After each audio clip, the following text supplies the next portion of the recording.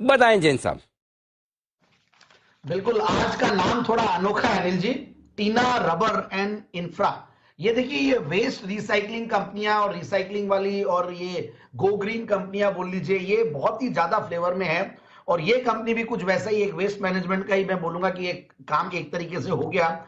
End of life tyres जो है उनको ये लोग कन्वर्ट करते हैं, एंड ऑफ लाइफ टायर्स को क्रम रबर्स में, और वहां से वायर्स निकलते हैं, उनको फिर ये लोग बेचते हैं। तो एक बहुत ही यूनिक टाइप की कंपनी और बहुत पुरानी कंपनी, हालांकि देखिए नाम बहुत नया है, बट मैं इस कंपनी को वैसे जानता हूं कि ये देखिए इनका ग्लेनकोर।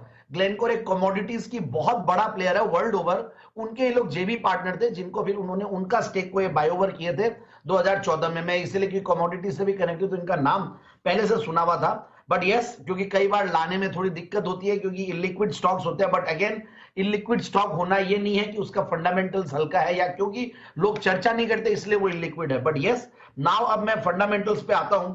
1977 से कंपनी कार्यरत है और मिस्टर भूपेंद्र सेकरी, जो कि विजनरी लीडर और काफी सारे इनोवेशन और पायनियरिंग एफर्ट्स लिए। इनफैक्ट पहले जापान के साथ एक पार्टनर इन्होंने टेक्नोलॉजिकल कोलैबोरेशन किया, तो वहां पे उन्होंने फुटवेयर को लेकर कुछ लाया क्योंकि रबर से रिलेटेड रहा है और one of the leading manufacturers थे 1980 के समय में। फिर इन्होंने धीरे धीरे कुछ डाइवर्सिफिकेशन किए, तो ये लोग कुछ कमोडिटीज में आ गए और कमोडिटीज में भी राइस के one of the largest exporters थे, शुगर के, तो ये ग्रुप गजब सोया मिल, और फिर इन्होंने विशाखापट्टनम पे कार्गो हैंडलिंग टर्मिनल भी खोला।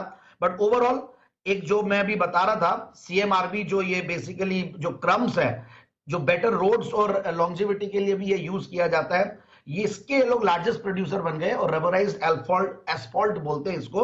और टायर क्रम्स के सबसे बड़े प्लेयर हैं और इको फ्रेंडली एक प्रोडक्ट है। और 5 करीब इनके प्लांट्स है अक्रॉस इंडिया। और मैंने जैसे कहा कि इनका जो जेवी था 2014 में इन्होंने उसको एक्वायर किया, ग्लेनकोर की 60% इक्विटी थी, तो जेवी का नाम था टीना विटारा, तो वहां से इन्होंने लिया और इसलिए और कॉन्फिडेंस आता। और फिर मैं अब फंडामेंटल्स पे अगर आता हूं तो आप देखिए, टायर्स के स्टॉक्स के बारे में थर्सडे को ही बात की, फ्राइडे को ही बात की थी, काफी बढ़िया चल रहे हैं, तो हो सकता है ये स्टॉक्स भी आए। और 23 का रिटर्न ऑन कैपिटल एम्प्लॉयड है, 23.5 का रिटर्न ऑन इक्विटी है, डिविडेंड ठीक ठाक देते हैं, 1% के लगभग है।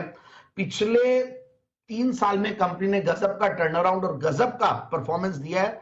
करीब 500% के लगभग के प्रॉफिट की ग्रोथ रही है। और पिछले 5 साल पे अगर आते हैं तो नॉर्मलाइज हो जाता है, वो करीब 31% की प्रॉफिट की कैगर। सेल्स की अगर कैगर बताएं तो 28-30%, 28-29% के लगभग 5 साल की वो भी रही है। और सबसे बढ़िया बात है, मार्जिन बढ़िया है, क्योंकि देखिए रिसाइकलिंग का प्रोडक्ट है, एक अलग ही तरीके का यूनिक बिजनेस और जनरली जल्दी से लोग घुसते नहीं, इसमें एंट्री बैरियर्स बहुत रहती है। तो 18% का ऑपरेटिंग प्रॉफिट मार्जिन था पिछले सितंबर में। इस बार भी करीब 15-16% के लगभग ऑपरेटिंग प्रॉफिट मार्जिन है। तो पिछले 3-4 क्वार्टर गजब के गए हैं कंपनी के, 4 करोड़ 5 करोड़ के लगभग क्वार्टरली कमाई है, तो 20 करोड़ के लगभग टीटीएम बेसिस पे प्रॉफिट्स है।